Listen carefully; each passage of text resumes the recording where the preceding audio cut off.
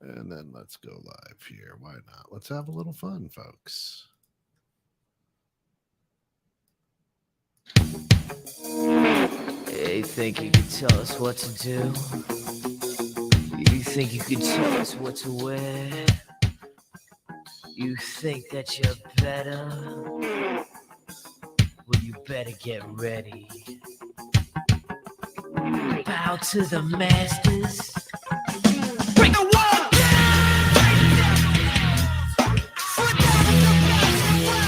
Welcome to Let Me Tell You Something, Brother.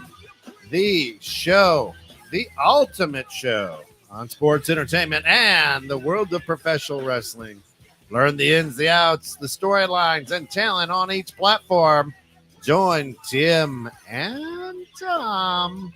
Tim question mark. Tom not question mark today. For what is going on today? Oh, you didn't know?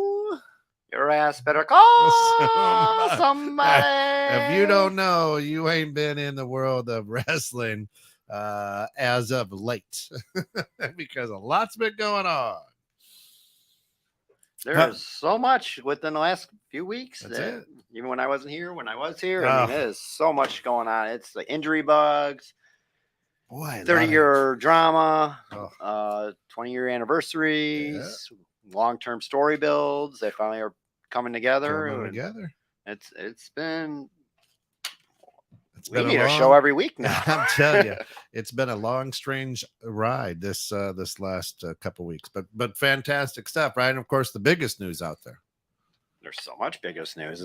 Biggest news. The biggest one is the Vince scandal. This quote unquote scandal. The scandal where it's been 30 years or whatever since it last happened, and everyone knew he wasn't faithful to his wife. He actually had storylines about it for years with him and Trish and some other divas or whatever, just blatantly doing it. Yeah. I mean, I don't think he's too far off from the Mr. McMahon character. No. And that's what he probably sat there and laughed a little bit about. Right. It, saying, yeah, I get away with it. I get away with it. Yeah. Right. But at the same time, I gotta say, he's a genius. He is. Maybe this came out right at the right time. You can't put it past him. I mean, there's rumors that it was Nick Khan was the one that was spreading a rumor, trying to get more control of the company, and then Vince still controls majority of the company, so they can't fire him no matter what. So he voluntarily stepped down. Yeah, and it's kind of like a power play now. Okay, we know who the mole is, and now it's going to be interesting to see what they do behind the scenes to get rid of him. And he didn't back down. He's like, yeah, hey, it is what it is. I'll answer any questions. Here we go. And come out for 2 minutes on SmackDown and Raw for some weird blurb and hop off the steps. And that's why I say I don't. Is this a calculated move by him? I wouldn't put it past him. He always puts real life into storylines. When someone dies, storyline. Yeah. Always. I mean, something's going on in the world. They're cheating. Storyline. Yeah. Something's going on in the world. Big conflict. It's like the Edge and Matt Hardy storyline. That was very uncomfortable with the whole Lita situation, and they made a storyline out of it. Made a big storyline. Yeah, and it was ugly. Right. So that's the whole thing. Is I always kind of sit here and go, well, I don't put it past him, but then I go, but interesting timing with everything. Mm-hmm. Because a few months ago we had Triple H step down with the health issues or take a break, and Stephanie stepped away for a while to focus on family, and then also now she's back with Vince stepping down because they knew this was coming out soon. And so was it surprising that Stephanie stepped in, or did you think Shane O'Mac was going to be the next heir? I'm not surprised at all with Stephanie with the falling out Vince and them Shane had in January. Yeah. With the Royal Rumble kind of stuff. I mean, I think every fan has wanted Shane to be the heir, but it's been Stephanie for the last 2 decades at least. Yeah. Like, she's constantly there. It hasn't gone away. I mean, Shane's been doing like the global relation kind of stuff, but Stephanie has always been next in line. Yeah. Pretty much no matter what. And there's rumors going around and saying that Vince was trying to bury her, like she wasn't a good leader for the shareholders and stuff, and didn't really want her to be in charge. But it's just kind of funny now. You got Steph in charge as the interim.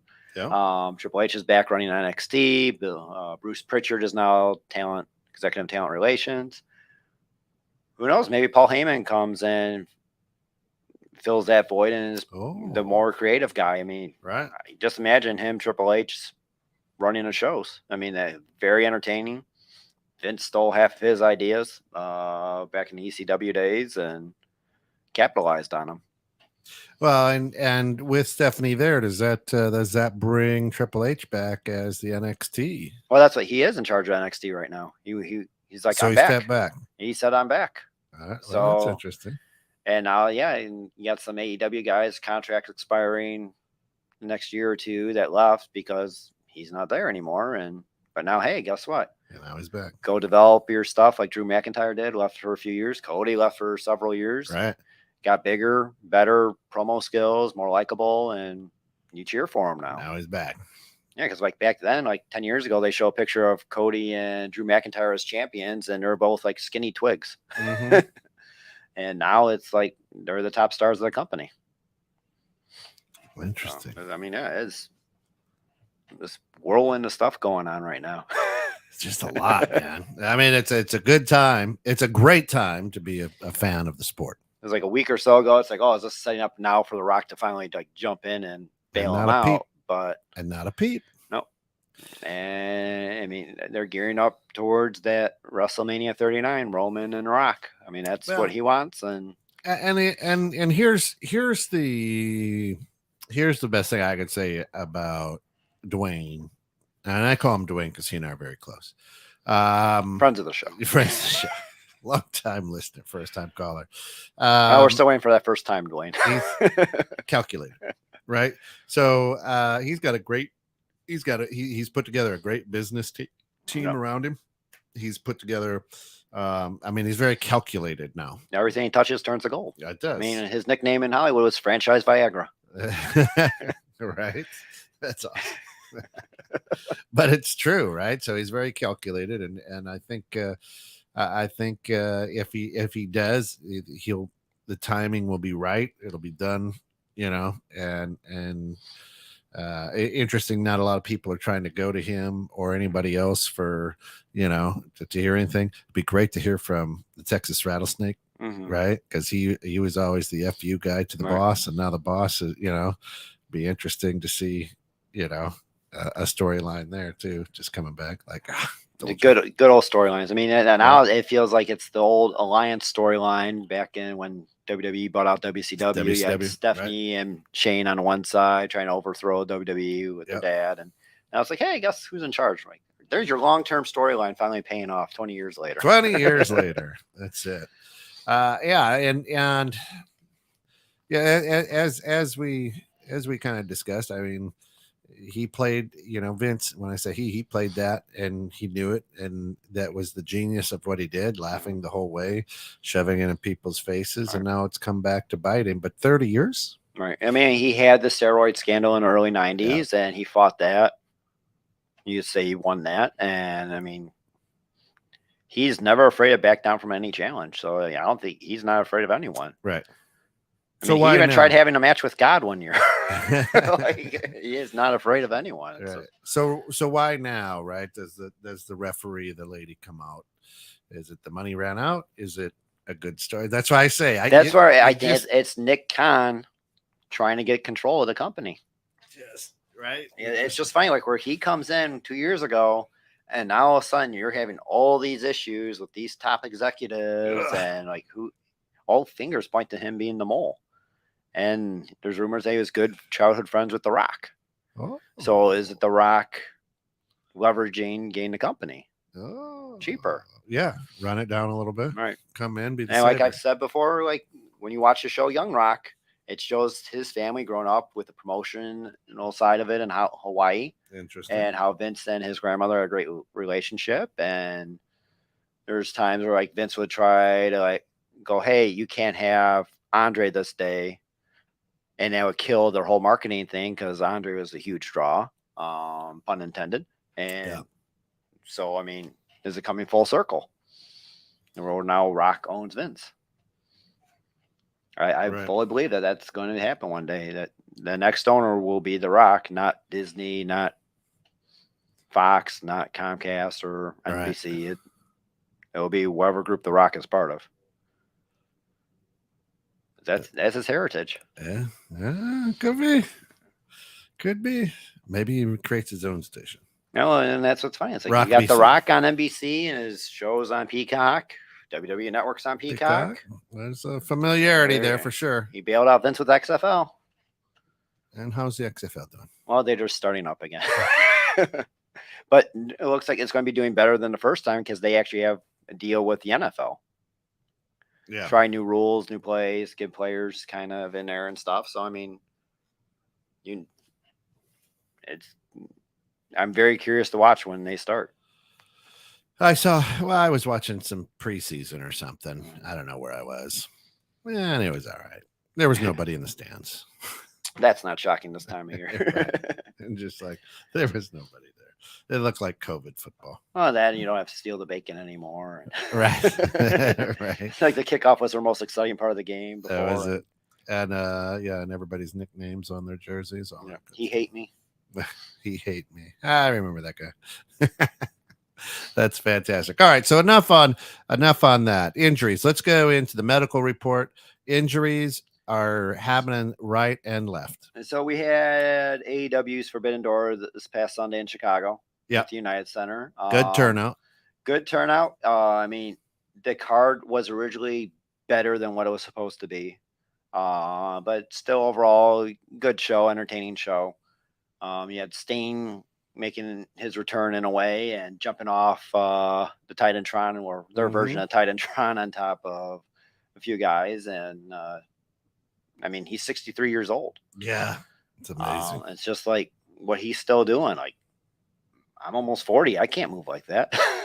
I'm 53. I can move like that once. Like, yeah, I mean, it's like, yeah, if I do that one time, I'm not moving the next 2 days. But he's up there and still performing. I mean, peak level for him, that age. And then during the show, he had Adam Cole, one of their top signees from a year ago, made his debut in Chicago in the fall and got a concussion during the match. And they kind of had to end the match early, and the crowd was kind of like, what the heck's going on? And was it Jay White or whatever? He like recognized it right away and got the quick pin to make sure that no further injury happened. Yeah.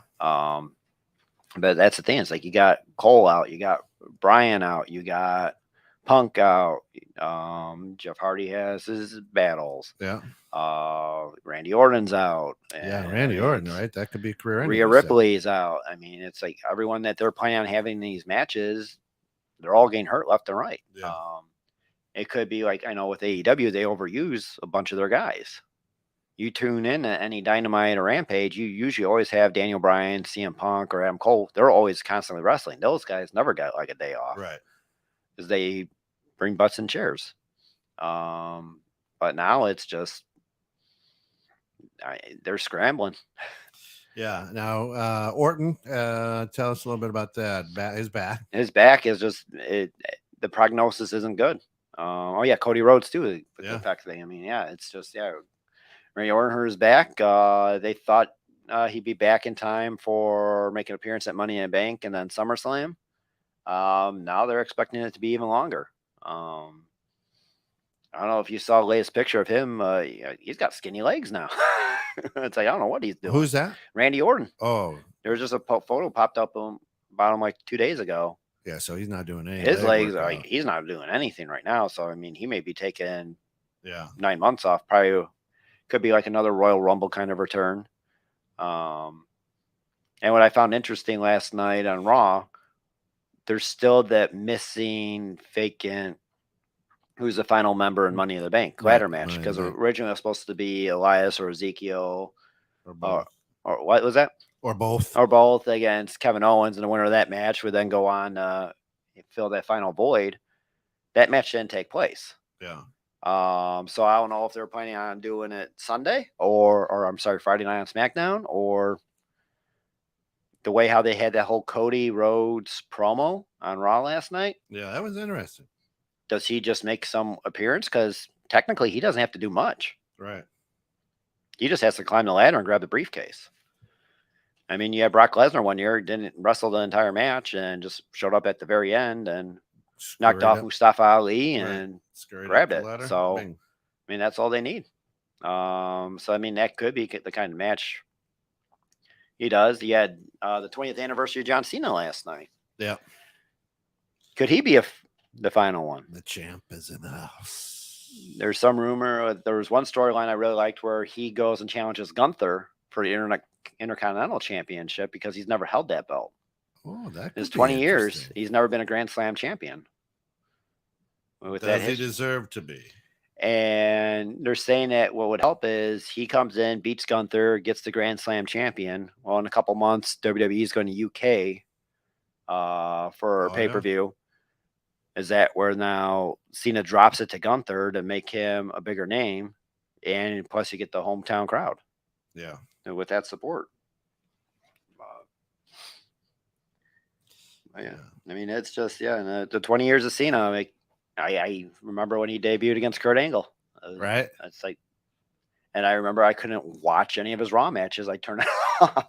Right. I actually walked out on his WrestleMania 22 and 23 matches. When he was the hip hop guy. When he was the Doctor of Thugonomics. Yeah. It was just like when Vince was shoving him down our throats like he was doing with Roman Reigns for so long. Yeah. It was just like, no, I don't want that guy. I don't want to watch him. Like, it's horrible. The only thing good was the entrance at WrestleMania. As soon as the entrance was over, I bailed. Like, there's no one. Yeah, you can't see me. I'm leaving, and I'm getting out of the parking lot before anyone else is there. Oh yeah, he's been around a long time, 20 years. Hallelujah, right? Good job. However, he's how many years has he been out now? It's been on and off. Last year he came back for a little bit, the summer of Cena to counteract the summer of Punk with AEW. That's right. But I mean, he just pretty much put Roman over. Yeah. I mean, he did say he's got a couple matches left in him. They're setting up the Cena versus Austin Theory match, more likely at SummerSlam. Yeah. And probably against Seth Rollins too, while Cody's out. Yeah, I was going to say something. Yeah. But what was really cool last night watching Raw was the AEW appearances. You had Jericho show up, you had the Big Show up, and Daniel Bryan show up, or Bryan Danielson. But it's just funny how WWE used their WWE names, not their real names or AEW names. But apparently, like, they got permission about a month ago. Tony Khan said, they could show up on there, and it wasn't too long ago. AJ Styles showed up on TNA for their 20th anniversary. And to me, that's just great marketing. That's right. It's cross promotional. Absolutely. And the fans love it because it's like, hey, they're now acknowledging another company exists. Yep. Before it was, no, we're WWE. No one else exists. Like, everyone else is beneath us or whatever. No one else is there. I kind of. Yeah, but is that also a direction though that Stephanie might be saying, hey? It could be, because what was kind of funny was when Cesaro, Claudio, whatever his name is now in AEW, when he debuted Sunday to replace Daniel Bryan in that match, or Bryan Danielson, I mean, he got a big pop, and a lot of WWE people, Xavier Woods, Becky Lynch, to name a few, like, broke character, like, on Twitter going, yes, he's back or whatever, so happy for you or whatever. And I mean, yes, as a fan, I love Cesaro, his wrestling ability, the technical side of it. I think him now in Blackpool Combat Club is a good fit for him. He'll at least get airtime, unlike where Rusev just disappeared, Miro, whatever. Yeah, he's seen, but so help for our listeners who don't know, who maybe just tune in on Mondays and Fridays and Wednesdays, and then for the pay-per-views. What's the locker room like? It varies now, because I mean, when the Undertaker was there, he was the leader. Yeah. And then he was the boss. He was in charge. You did what he wanted you to do, kind of thing, and he wouldn't deal with bullshit. Yeah. The last few years has been more Roman Reigns, where he's a little bit more laid back, but now he's not there as much. So now, I mean, I think we can all kind of see it as fans. It's just chaos. A little bit of chaos. It's probably Seth is the Raw leader. Yeah. I mean, it's kind of funny. Natalia mentioned like how Ronda Rousey was talking about the locker room, and she's like, she's never there. She's got her own trailer and stuff. Like Right. she doesn't hang out with the girls. Right. And I believe that 100%. Like, I mean, that's where it's funny. Like with Brock, he gets a bad rep, but I mean, yeah, he may have his own locker room, but he still hangs out with the guys. Yeah. He'll play soccer or whatever. Yeah. And so the interesting thing is, to me, is that when you go into that locker room, they're all in the same team. I mean, you may have heels and heroes and whatnot, but there's respect, and these people travel how many weeks out of the year with each other.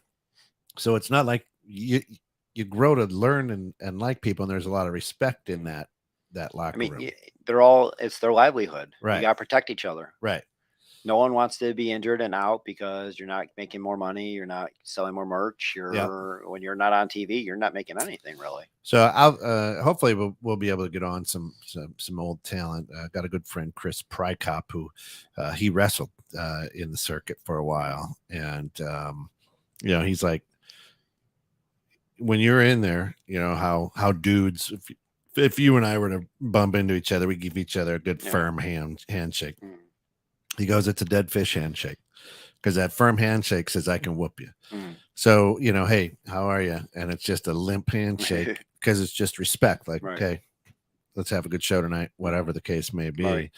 Right. But there are players who do not play well. Kickers right. Kissers and do not play well in the that. Click, for example, was one of those. Who was the Click? Shawn Michaels, yeah. Triple H, Hall, Kevin Nash, X-Pac. I mean, that was just that was bad locker room environment back then. They went a little crazy, especially when Brett left. I mean, because you had Brett and Undertaker were the two leaders, and when Brett left, it's like, oh, now they're in charge, and if you're not on their side, you're SOL. SOL, yeah. So it's interesting, and now with the injuries and whatnot, this particular sport, the storylines, the build, the practice, right. We've heard stories of the Macho Man. You're wearing his bandana, but how the Macho Man was like, you would sit there and you would tell him, what's the next move? Then what do I do? He'd say, and Macho Man, he was totally script by script. This is what we're doing. And he gave a lot of guys headaches about that. Well, Flair was the complete opposite. And it was kind of funny how they had such great matches. Yeah. With how bipolar they were compared to each other, where Flair's like, let's just go out and win it. Right. And 922-year-old Ric Flair, one more match. You going to that one, Kent? I don't know. I might. You have Crockett Promotions? Woo! I might, right? You may have to. And he'll have one more after that. It's the Nature Boy. Yeah, he's got all the alimony and stuff he still has to pay. That's right. All the styling and profiling, all those years. In trouble all those years. So it's interesting when you have that dynamic, and then somebody goes down because of an injury. Right. Especially like we had Cody with the huge push. Right. CM Punk just wins the championship, and it's like they're almost like scrambling like, oh crap. Yeah. Now what? And that's where WWE, I think they screwed up by now making Edge a face, a good guy, for the correct term. Yeah. But it's like you had a good storyline with him in Judgment Day, and now all of a sudden because you're desperate for faces, like just have Seth Rollins do it. Right. That was a perfect moment right there. Have Seth Rollins be your face, because now who is he going to feud against? There's no one. No one. I mean, they teased Cena last night, but still, there's no one. Like, have him be your good guy. He's actually a good guy to go against Roman. Yeah. I mean, you have nothing. Yeah. Now you're scrambling, right? And that to me is where these two companies, and the writers and the trainers, and this is where it either falls apart or it gets good, because there's a lot of people with injuries. Right. More than I can remember at any necessary. I remember time. The mid 90s or something. It was, I want to say 95. It was really bad. I think Brett was out with vacation or whatever anyway, but then there's so many other injuries, like the Royal Rumble, half the guys you never even heard of. Right. Like they're just getting people from like New Japan. I don't even know if it was New Japan, but like those kind of bases where it's like they're just desperate to get bodies. Yeah. And I mean, yeah, like 95, I think was their worst year drawing wise. Like Kevin Nash was champion and the Diesel, whatever. And it was just like, I think their worst year as a company. Yeah. I mean, if we take a look at the AEW, Kenny Omega's out his shoulder, right? Right. Kip Sabian, he underwent surgery. He's recovering from that. But there's no time when he's going to be back. Mike Seidel, dislocated knee. Jack Atlas, knee injury. Anthony Bowens, knee injury. Darius Martin, leg injury. Layla, torn ACL. That's going to be a while, folks. Right. That's going to be a year. Well, they just had Jungle Boy, too, not too long ago. Oh, is that right? Lee Johnson, shoulder injury. Hakiro, they don't know. Sting, he's back now, right? He's back, but I mean, he's always... he's 62. 63. 63. Adam Cole, shoulder. Jeff concussion now, too. Yeah, and Jeff Hardy, well, okay, we know that. As you said, CM Punk got that broken foot. When's his return? 4 months, probably. Yeah. 3-4 months. He has to undergo surgery on it, I guess. So there you go. Scorpio Sky knee, Buddy Matthews shoulder, Matt Hardy, right? A little knee injury, but he's probably gonna be okay. Jungle Boy, as they say, undisclosed in this report I'm reading, and Dax Harwood separated shoulder. Yep. I mean, that is a ton of the roster, right? And a lot of those guys are the good pillar. Names. And they're big names. It's like, well, who's going to step up next? And now you got to see, like, Tony Khan's guy, like, oh, yeah, I got these contracts or whatever. Like, let's see, give them some TV time. And because now with WWE, they had some recent releases, some big names. Yeah, and so do some of the guys who've been around a while now. Do they start coming? Who've got the contract? Like, I'm only going to do so many shows. Now, do they step up and go? Okay, I guess we need to pull a little. They bit know here. Now the price, when the price is right. They're like, okay. They know when the owners, promoters are desperate. Yeah. And right now you have both Vince and Tony Khan. They are desperate now for anything right now. I mean, that's like all of a sudden why Brock Lesnar reappeared. He wasn't supposed to come back. It's like, oh, Randy's out, Edge is hurt, or Cody's hurt, or whatever. It's like, hey, we need Brock. All right. They're saying Vince like went to his house and like was pleading to him on his front lawn with a megaphone, like, say anything with the big boom box in your eyes playing, right? With millions of dollars. Come on, Brock. Millions of dollars, just throwing them out there. So what do you think July holds? We've got Money in the Bank. So we got Money in the Bank this Saturday. Yeah. In Vegas. I mean, that's where, because they didn't sell enough tickets, Roman Reigns backed out. So now they're at the smaller MGM show place. Boy. And it's just annoying where, okay, here you're thinking the title unification. You're going to have someone with the belt every week. Every week. You got another Brock. Yeah. Even worse. Maybe worse. I was just going to say maybe worse, right? And even whoever wins it that night, they can't cash in that night. Right. Because he's not there. Not there. And it's where it's just, I think the rumor now is Drew McIntyre winning it.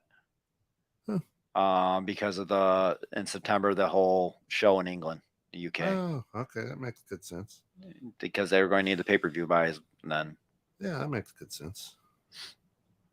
But yeah, and then let's see, SummerSlam this year's end of July. It used to always be like the second week, third week in August, right? I remember it was like right before school would start.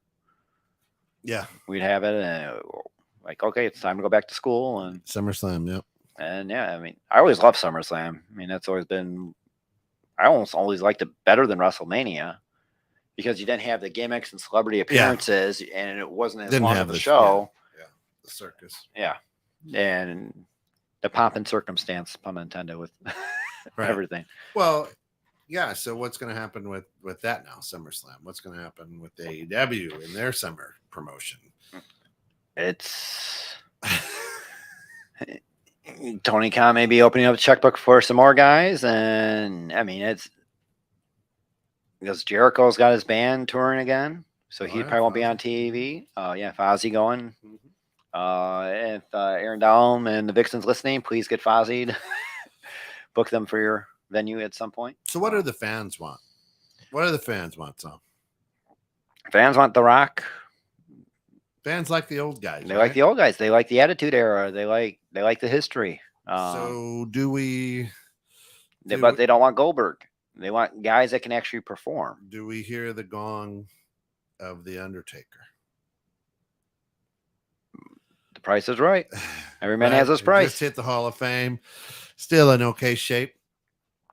I mean, he could do 1 or 2 matches a year. Yeah. I mean, do you have him going against Roman Reigns? That's what I was going to say. You mean you've had everyone else? He's got the list. Right now, the biggest free agent out there is Bray Wyatt. But they're saying all the signs are pointing at it's AEW right now. Yeah. Because he trademarked the name Wyatt 6. And they're like, why is it Wyatt 6? And some fans did some investigating because of Dark Order. Each one of those guys has a number. And 6 wasn't taken. Interesting. So they're saying that he's the 6th guy. Interesting. But, maybe. It's all about the merch, baby. It's all about the merch. And he could sell. He's one of the best minds, too, in the business. I mean, crazy creative. I didn't care for the Randy Orton match he had at WrestleMania a few years ago with the hologram going on during the middle match. That was just weird, bizarre. But like the Fiend character was genius until Vince got his hands on it and screwed it all up. Yeah. All right. So tell me about Christian. What's going on? That was a good long-term story build. Everyone knew it was happening eventually. Yeah. And it would be against Jungle Boy more so, not because he's smaller than Luchasaurus. And I don't know, Luchasaurus, I mean, it's a character. That's right. And the guy dressed up like a dinosaur. Right. One of the last, one of the few gimmicks out there still. Right. But Jungle Boy, if you don't know, is Luke Perry's son from Beverly Hills 90210. Oh, I didn't know that. Oh, you didn't know that? No. Yeah, that is actually Luke Perry's son. No kidding. God rest his soul. And if you like now, when you look at him, you're like, oh yeah. You're right. Like the resemblance. Now I gotta look. Yeah. But it's just them needing more heels with MJF gone. Christian cut a promo kind of against MJF last week, and they're saying like he's kind of filling the spot until they wait. But what I found very interesting with that whole thing is the fans aren't chanting MJF at all. No, none. So this could be backfiring on him right now. Yeah, none. I mean, they're saying there's a handshake deal or whatever, and it's just going to be a long-term story build. But I don't know. The longer he's out, I mean, out of sight, out of mind. I mean, that's where he probably should have been the interim champion. Yeah, instead of Dean Ambrose, and that would have been a better storyline. But now it's like crickets. And you got Jericho saying like you're not as good as you think you are, kind of thing. Even though you're young and talented, you're not there yet. But I mean, he is one of the best talkers, if not the current best talker right now. He made Punk shut up. Yeah, and not too many people can do that. No, but yeah, you can. Listen, folks, you're listening to 21.6 Net. This is, let me tell you something, brother. Our good friend Tim, who's always here, is not here. So he's not always here anymore. He's down in Arkansas, enjoying a little bit of time. Arkansas down there. Searching for talent, maybe in the woods, trying to find the next George the Animal Steel. We don't know. But of course, we've got Tom. He's in parts unknown. Parts unknown. That's right. Of course, we got Tom from Tom's Productions here. And of course, if you need anything engraved or your name put on anything, you're the guy to do it. So. Yeah, you think it, I'll ink it. And Tom's Productions, Tom's 316 is I just branded your assets. I love it. I just branded your assets. And that's the bottom line. All right. Nice. So a lot of things going on, a lot of things happening, a lot of injuries, a lot of question marks and balls up in the air. So right now, I mean, you had a very kind of surprising release of Sasha Banks by WWE. Mm-hmm. She's one of their top female wrestling performers, cousin of Snoop Dogg, and one of their better draws. but she's got the diva mentality and thinks because she's starring in Star Wars and stuff that she's all of a sudden The Rock or whatever, and appearing on Kevin Hart's Cold as Balls show and stuff, where she's getting a little bit more arrogance to her. Yeah. Almost narcissistic quality kind of stuff. But I mean, she is a damn good wrestler and great ability. The other one that they didn't resign was Paige. Her contract is up, I think, was it July 6th or 7th, I think they said. AEW gets those two. Their women's division is now all of a sudden, it could even be better than WWE's right now. Could be, I think, right? I mean, with Britt Baker, DMD, I mean, they have some other names there, Ruby Soho and Tony Storm, like Thunder Rosa. Like, that's going to really up their division. Could be a lot better. And now WWE, I mean, they're floundering with their women's division. It's going back to the old days of recycling matches. Time to play the game. I'm a little late, but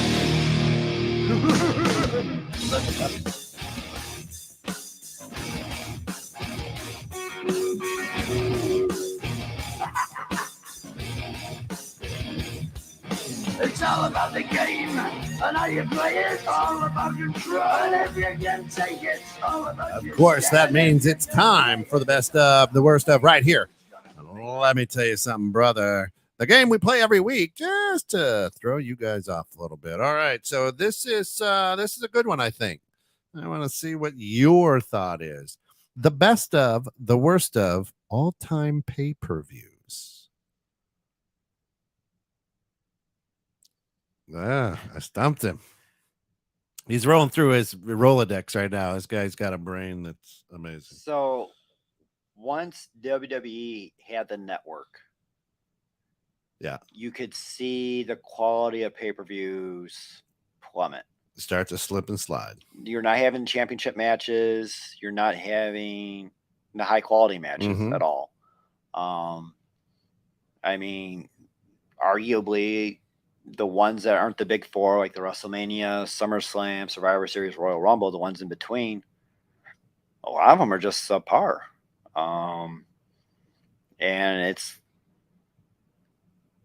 I think, was it last December? They actually they canceled their December pay-per-view because they didn't have anything. They didn't have anything. No one's going to watch it. Right. So for me, it's like, it's the off ones on, especially now Peacock. Yeah. When the WWE Network first started, you had some good matches. Like, oh, $9.99, perfect. Like, I don't have to buy whatever. Right. But then, like, they start slipping, but then you justify it. It's like, oh, I didn't spend $50-$60 on it. So you're not really paying for the quality that you used to getting. Right. But now it's like, for me, it's like almost any off one, all the big four. That's all the off ones are horrible. To me, yeah, it's like, all right. Best pay-per-view of all time. Best pay-per-view of all time. Ooh. I mean, a lot of people say WrestleMania 17, where you have The Rock and Austin and tables, ladders, and chairs. Yeah. I mean, for me, it's the quality of matches that you have too, or the electricity, because it's like Rock Hogan, WrestleMania 18. Like, that was, I never heard a crowd like that before. I mean, that was even louder than Hogan Warrior for WrestleMania 6. Like, they've had some stellar one-off matches kind of stuff. Like Money in the Bank in Chicago, where CM Punk runs out with the title. I mean, the crowd's electric. To me, it's like when you have that crowd energy behind you, I would say that would probably be the best one, non-big four. I think it was Money in the Bank 2012, or CM Punk left with the belt. All right. Even though I'm not a Punk guy, I mean, that was entertaining as hell. I'm actually even going to say it's probably AEW's All or Nothing last year in Chicago. Oh, that was a good one. It was, you had Bryan Danielson debut, the return of CM Punk, Adam Cole. I mean, they were great matches. You had Jericho coming out, the fans singing Judas. To me, like, that kind of stuff, top to bottom of the card, it was entertaining. Yes. And Tim's not here to comment on that, but right.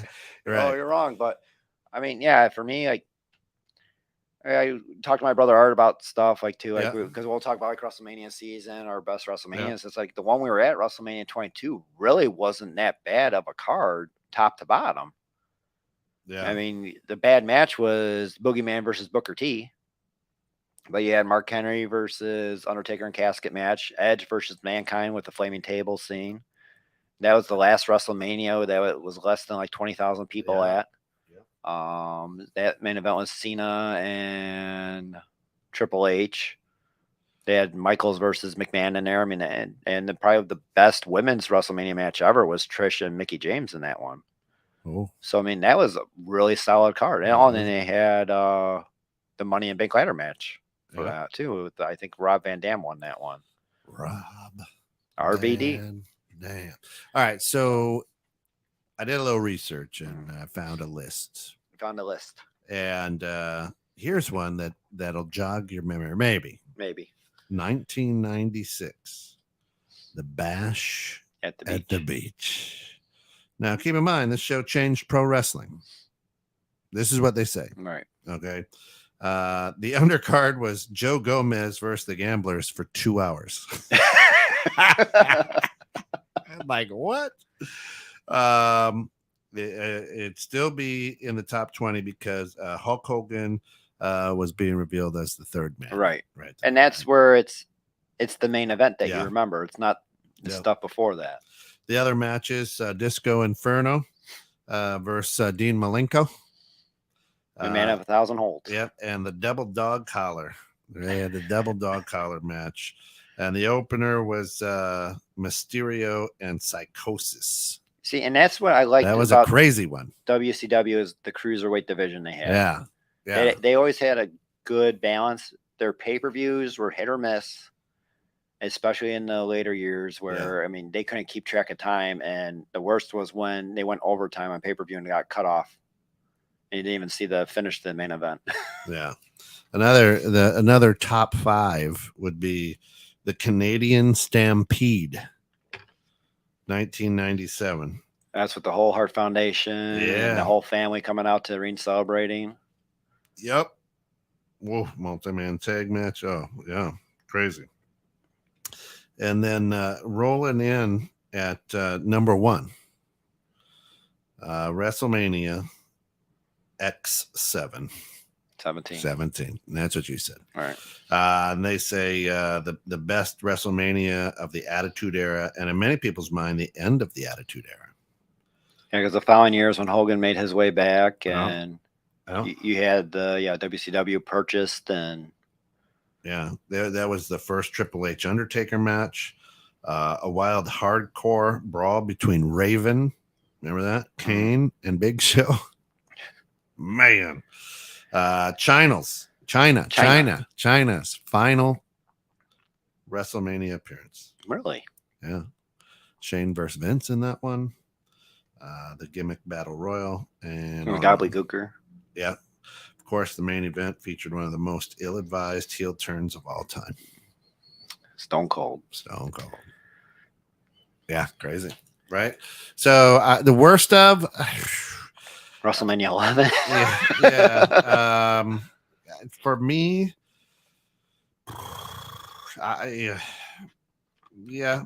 maybe the Royal Rumble of 1992. See, I'm stumping. I thought, isn't that one when Flair came out? Yeah, Flair. Yeah, and he wasn't aging gracefully. You know, his in-ring accomplishments were cemented. He and Bobby Heenan. Perfect too. Yeah. Roddy Piper winning his first championship, but wasn't. It was Intercontinental. Yeah. Against what, the Mountie? Yeah. And then you lost it to Brett that year at the Hoosier Dome at WrestleMania 8. Yeah. In which then CM Punk copied that whole thing again. Yeah. And now Rhonda's trying to steal Rowdy's bit, but he blessed her. Yeah. Right. He gave her that jacket. He's dead. Is he dead? No. Yeah, he died. That was actually a sad day. I remember that. I was driving to visit my friend and found out about that. I was like, yeah, that was hard. I met him once. He one of the nicest, most genuine human beings. Oh man, ever. Great heel too. I don't know if you ever watched Legends House on WWE Network when it first debuted. they kind of showed like he was battling some demons. Yeah. And on that, and it's like he wasn't what you thought he was. Like he was battling some type of depression, and I mean, he was like outcasting himself from the rest of the legends for the most part. Like he wasn't like really bonding with them at all. Huh. He go and do his own thing, and it's like, wow, I never pictured that. Yeah, interesting. Yeah, so that's where I would go. I think from the ones I can remember, yeah, I think that's where they fit in. Yeah, because there was like the WCW one where it was supposed to be Hogan versus Jarrett for the title, and Vince Russo said Hogan or told Jarrett just lay down, let Hogan pin you, and we're gonna have a real championship match after he leaves. And Hogan cut the promo like, "This is why this company's falling apart and shit." And left and never came back. And well, the interesting thing to me is when we had only 4 a year, right? The build up, the storyline, promotion, the storyline for it is like you couldn't miss it, right?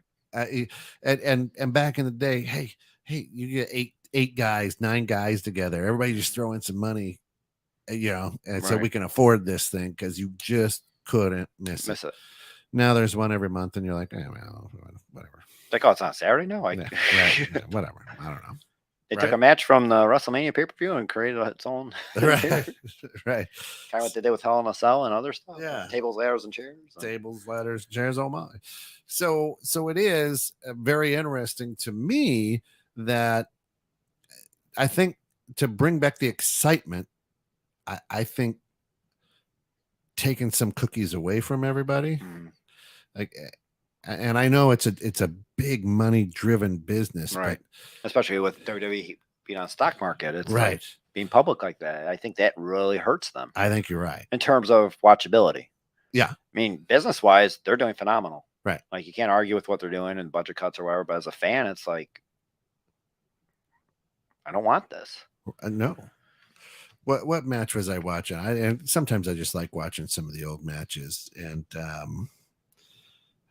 it was Hogan, man, who was, and Hogan was bloodied up. I mean, he was just tore up, and he ended up losing the match.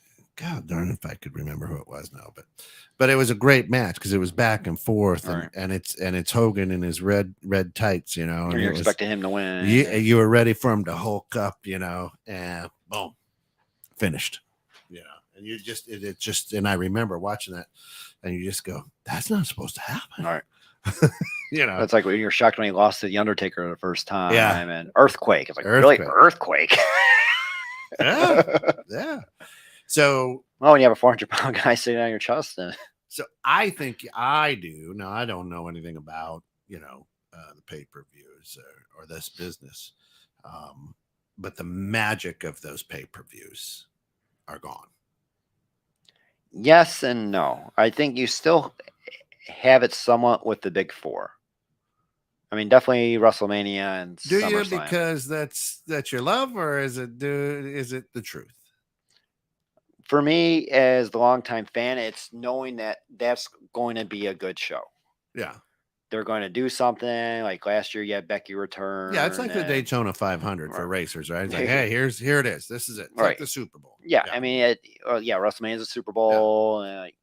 Like WrestleMania is the Masters. Yeah. SummerSlam's the U.S. Open. Yeah, like those are the 2 majors you're going to watch. Yep. Royal Rumble, I would say that's probably third. Survivor Series, with what they've been doing over the last few years. I mean, when it first started, it was like the 5-on-5, 4-on-4, which and didn't mean anything. There was no titles or anything. It was just different people that you didn't expect. And it was, again, the storytelling. I mean, you had The Undertaker's debut, and what is this? Who's the mystery guy was always the big thing. Right. Who did they just sign? And that's like now where, I mean, that's where I think with the Royal Rumble, a lot of fans like that because it sets kind of the long-term, if you want to say, storyline for WrestleMania. Because it's always the road to WrestleMania. Right. But then it's after the Royal Rumble or after WrestleMania. What do you have? You have WrestleMania Backlash, like where it's just the repeat matches of WrestleMania for the most part. And now I think it's what Money in the Bank is after that, or no, Hell in a Cell this year. Then Money in the Bank, and then you have SummerSlam. Sometimes they'll throw Keenan Ring in there. I wish WWE would bring back some of the WCW stuff and not save it for NXT. Right. You don't have an October pay-per-view. Bring back Halloween Havoc. Ooh. Bring back Great American Bash. Yeah, do it on NXT or keep it down at that level. Well, that's what they do on NXT is they'll have that for like the pay-per-view, pay-per-view weekend. They'll kind of do that kind of thing where you have their major pay-per-view and the NXT does their show where it'll be Halloween Havoc or whatever. Yeah. It's like, bring that back. I loved Halloween Havoc. War Games. I mean, that's what NXT does. Oh, yeah. Bring some of those back. I mean, you have brilliant minds in the business. Yeah. Don't be narcissistic about it like that they didn't exist. Well, and it's a tough business because all the talent, even the writers, JR, everybody, they got narcissistic big heads, and hey, if it wasn't for me. That's true. I mean, it's an ego sport right there. Like one of the ones I don't like is Michael Hayes. Oh, the Freebird guy, he's always run me the wrong way. Still does to this day. It's like, how does he have a job of all people? Yeah. Oh, I remember as a Freebird, Michael Hayes. I mean, it's like him and Laurinaitis. Like, why are they running the show? Yeah. Yeah. Why is Laurinaitis? It's like, well, him and Vince were tag team people, is what it sounded like. Tag me in. Your turn. Yeah. Okay, buddy. Yeah. Yeah, Michael Hayes. Even back in the day, I was not a big Michael Hayes fan. Even when he was in his prime. It was like the Freebirds, and it was a Rocky Mountain Express. I couldn't stand any of those guys. Right. Yeah. And they're still wrestling. Yeah, and they were old. They looked old when I was gonna say. Like when I was five, they were back in the 80s and 90s. They looked old. Now they look really old. Yeah. They look the same to me. Still old. Probably wearing the same garb and stuff too. Oh yeah, coming out in the same Freebird robe. Yeah. Holy moly, that's it.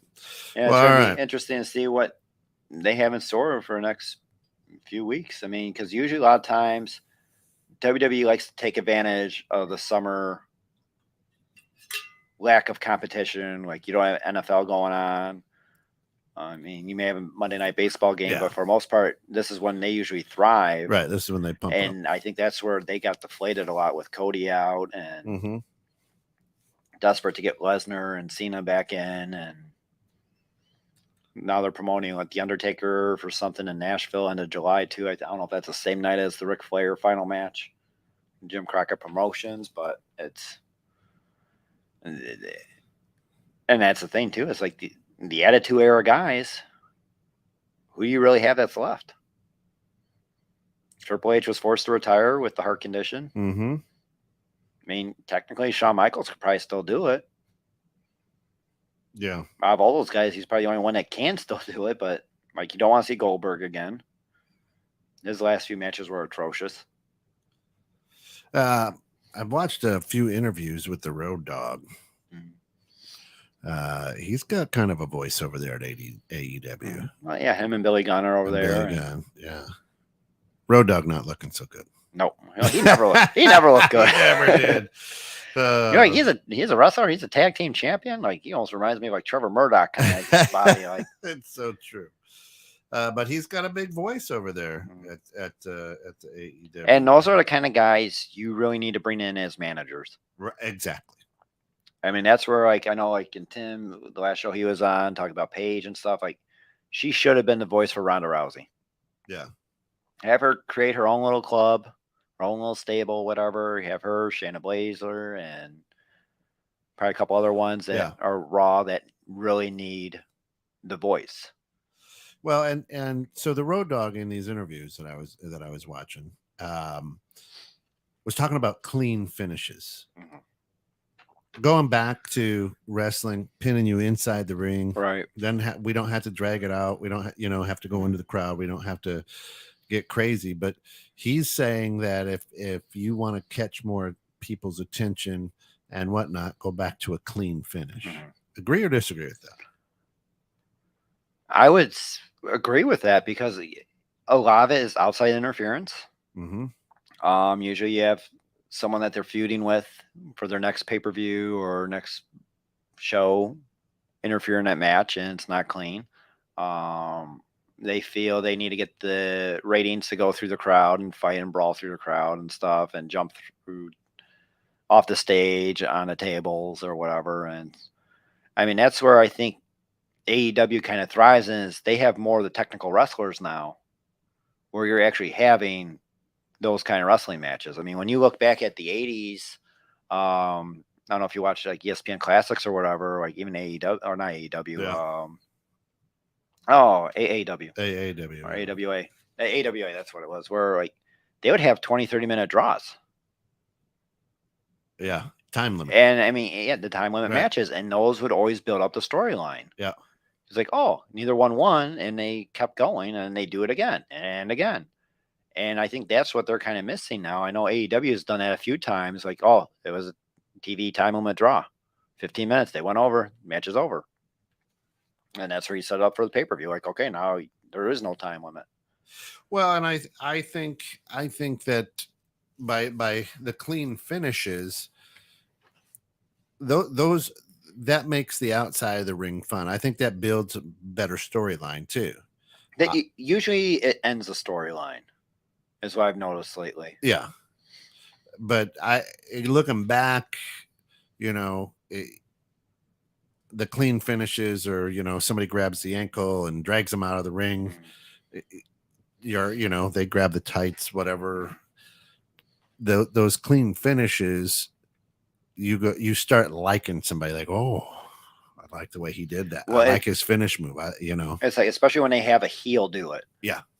It's like, yeah, he's an ass or whatever, and a jerk or the bad guy, but he's winning clean. Right. He's just an asshole. So so if you take a look at DDP and the Diamond Cutter, right? What finishing move is that? Who made that great? Who did it first? Right. You know what I mean? Oh yeah. But when he threw up that diamond, you're like, oh, you can't do that, Kent. You're going to get sued by him. There we go. Yeah. I do his yoga. So. Oh, that's true. Yeah. So, and then all of a sudden, here comes the stunner. Kick him in the gut, and yeah. So and then the RKO about from then the RKO. Yeah. So to me, and I agree with Road Dogg. I think if we go back to that, hey, let's wrestle, let's get after it do the time limit, like you said, and maybe there is a draw, right? And because that leaves the audience wanting more. Right. Wait a minute. Those guys really went after each other, and it was a draw. And it was a good match. And don't shake hands afterwards and hug and love each other. Just be like, damn it. Go back and like, listen, I had him down dead to rights 3 times. That's a slow count, and then you build that story back up. And then I think more people start tuning in because they're like, wait, man, this guy. Whew. I mean, just like when Kurt Angle came out with his gold medal. Right. And you're just like, oh, I got to watch this guy. He's a real wrestler. Here we go. And I think they're going to try to do that with Gable Stevenson whenever he's ready. And yeah, I mean, they kind of did that with Brock, where he's the bad guy. Yeah, remember that? But he's winning clean. Yeah, he's just destroying you. He was, yeah. And then when Ken Shamrock came in over from the, and you're like, oh, he's going to knock some people. Oh, he was horrible. Yeah, that one didn't work out. It didn't work out. He had a better career in TNA. He did. Yeah, Fist of Steel or whatever he had there. So the thing that I love is once I love the tactical part and watching it and go, okay, they sold that move. Right. It looked good. If it wasn't the goofed up stunner that happened. The botch fest. Right. It was like these guys were in sync. It was great to watch. It was a great match. Reminds me back in WCW mid-late 90s where it was Chris Benoit and Booker T had the best of 7 series. Oh, yeah. Those were 7 of the best matches. They really were. And you wanted to tune in every week to watch that match. It's like, oh, here's the next match. And like, yeah, one will win and one will win 2 in a row. And the other one win 2 in a row. Booker T too. And I liked him more than Stevie Ray. Yeah, oh yeah, definitely. But I was a big Benoit fan. So was I, dude. Yeah, I was just like Canadian Crippler and stuff. But it's like the Rabid Wolverine. Pat McAfee referenced that to Pete Dunne, not too long ago. Oh. A lot of people are like, "Hey, now." What? Yeah. But yeah, I mean, like those matches, it's set up then for the pay-per-view. Yep. Here's 7. Those here's were match great. 7. Yes. And every one was a classic match. It wasn't like a quick win or quick pin or anything like that. It was very good technical wrestling matches. Yeah. Give, take, give, take, take, give. Yeah. I got him. Nope. He throws the shoulder. Yeah. To me, that's just exciting. To me, that's the joy of it. And I hope they get back to it, but who knows? And that's where I know, like, or Tim, he's not a big Daniel Bryan fan, but that's why I like watching his matches because it's that technical skill set. Yeah. And I enjoy that. Yeah. I don't care for the grunt style. Yeah. Like John Moxley, I care less about his matches. Right. CM Punk overdoes it. He's trying to be technical and he's not. It's KO, for as goofy as he is, he does good matches. I love KO. Yeah. And he's entertaining as hell. He's grown on me. I was like, this guy. And I was very disappointed he didn't have his match last night. I'm like, what the hell? I tuned in to Raw and to watch this match to see who he's facing, Ezekiel, Elias, younger brother, or whatever. And then he sent out a tweet, I don't like Texas. I'm not showing up. Like, you bastard. Right. Well, something probably happened, right? But hey, you know what? We're right on the back end of this hour. We've got to, of course, run. But hey, have a good 4th of July. We'll be back. You too. And I want to shout out a happy birthday to Brotha Hitman Hart this Saturday. July 2nd is his birthday. July 2nd. Happy birthday. My hero. Of course, he sent his love to you once. He has. There you go. Thanks for Maybe I'll send him a cameo. There you go. Thanks for tuning in. This is Ben. Let me tell you something, brother. Of course, on the 2nd and 4th Tuesdays of every month, tune in because these guys are awesome. Until then, hang out, have fun, and let me tell you something, brother. And happy Canada Day on Friday. There you go. You think you can tell us what to do? You think you can tell us what to wear?